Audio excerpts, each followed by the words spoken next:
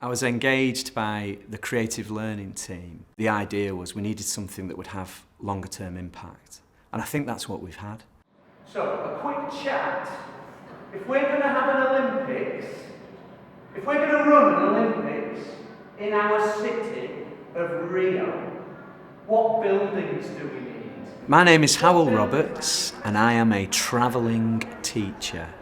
I was full-time in teaching for a long time and for the last few years I've been going school to school, authority to authority, country to country, just spreading a message around positive learning experiences in classrooms.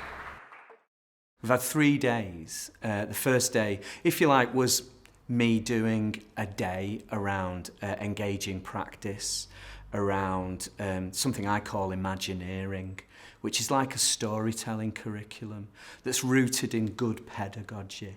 It's the kind of stuff I do a lot of.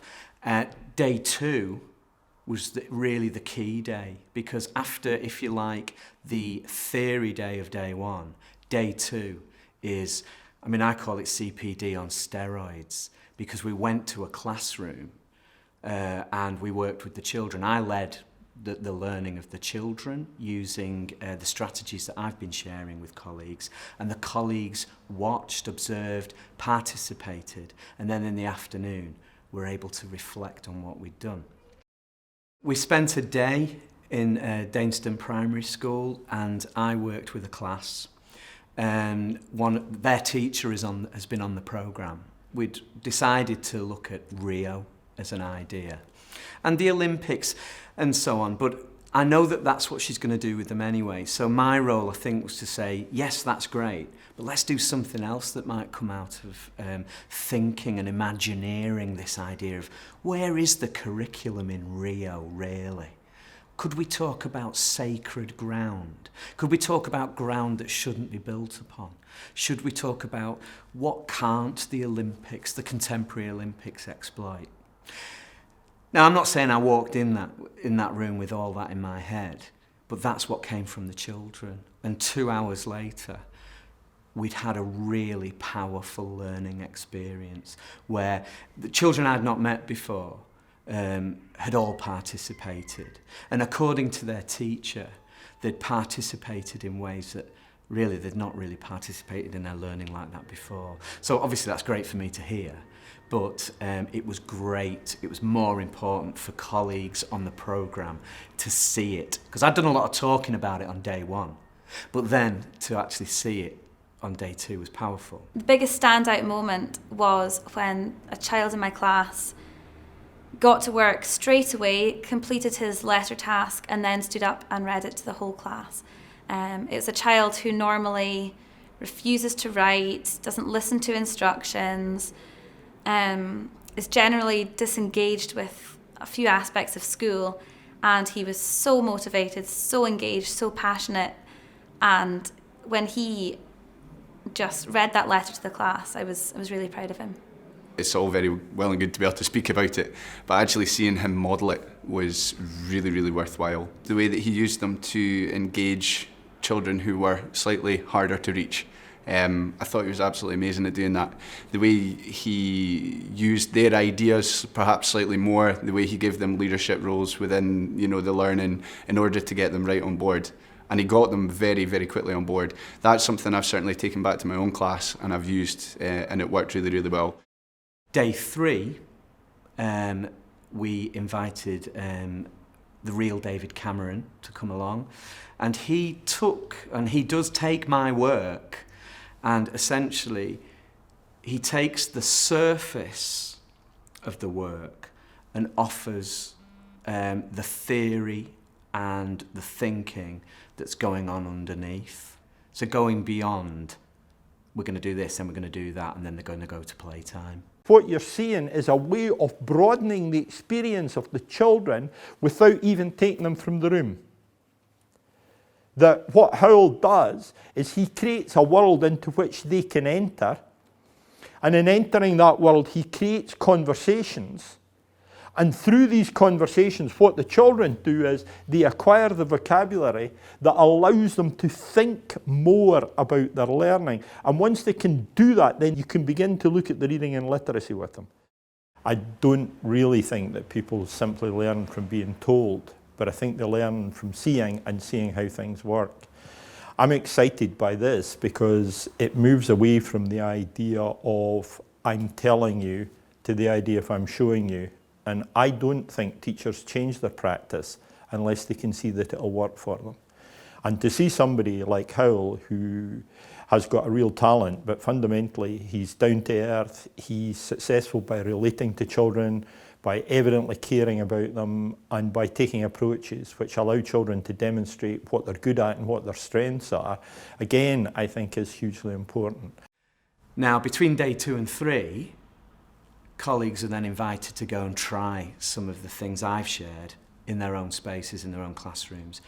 And a really, really humbling and powerful element from day 3 has been listening to teachers tell the stories of their own children in class through the lens of everything we've shared, and now also through the lens of powerful theory, powerful academic foundations. So I've tried a few things since Hywel's been in working with the class.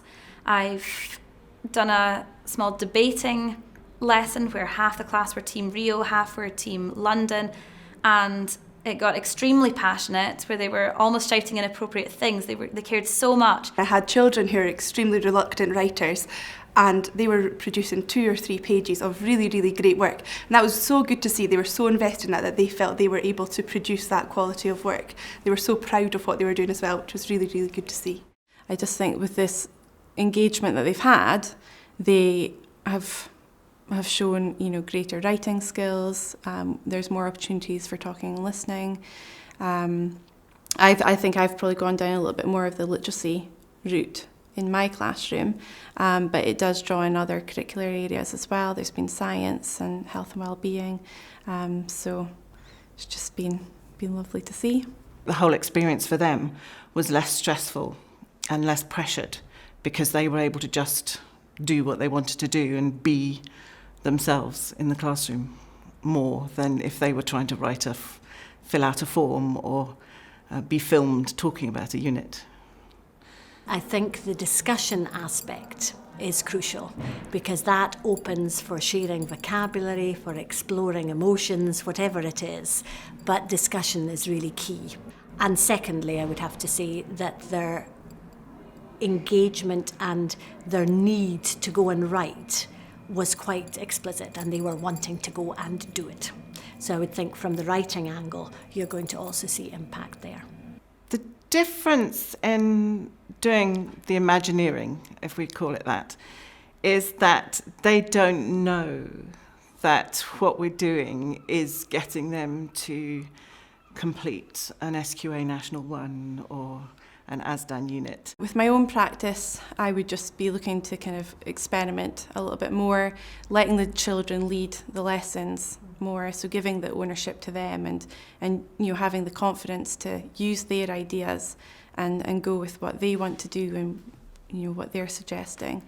Numeracy, I'd like to explore more creativity with numeracy, just because I think sometimes it can be a bit rigid almost, and numeracy is used in our everyday lives, so it's putting it into that context for the children and showing them that it's valuable and we use it every day, but making it creative and fun for them.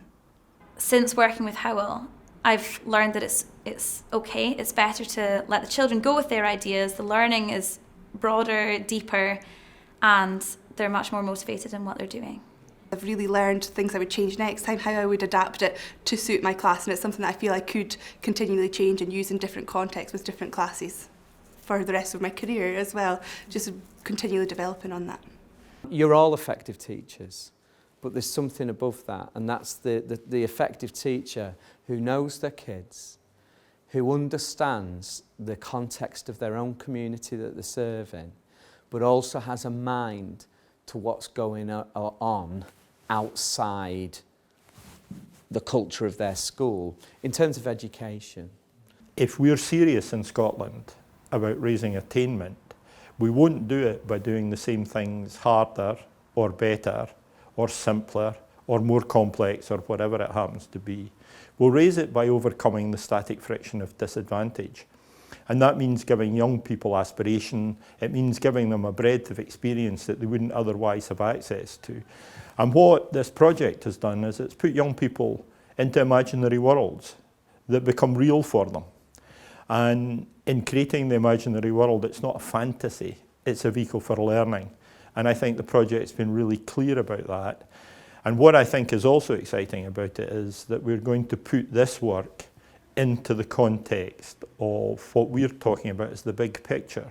So we're going to relate it to raising attainment, we're going to relate it to tackling inequality, and we're going to help teachers to have confidence that by doing the right thing, they'll actually get the right results.